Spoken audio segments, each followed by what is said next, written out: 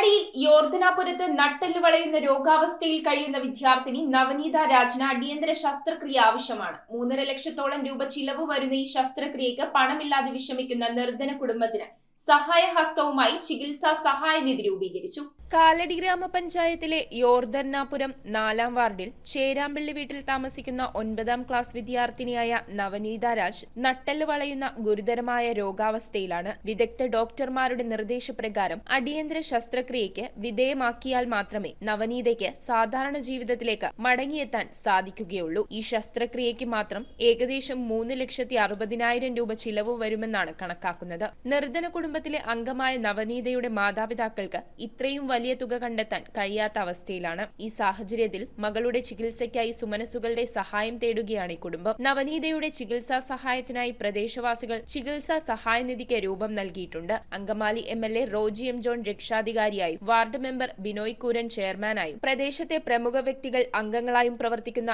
ഈ കമ്മിറ്റി നവനീതയുടെ പേരിൽ ഒരു ബാങ്ക് അക്കൗണ്ടും ആരംഭിച്ചിട്ടുണ്ട്. News bureau, Kalady. അങ്ങനെയാണോ? സ്പെഷ്യൽ ഗ്രീക്ക് സലാഡ് എടുക്കാം. ഒരു അൽഫാം മന്തി, ഒരു കിസ്റ്റം, ഒരു മിറാഷ് മന്തി. ഇനി മതിവരുവോളം കഴിക്കൂ.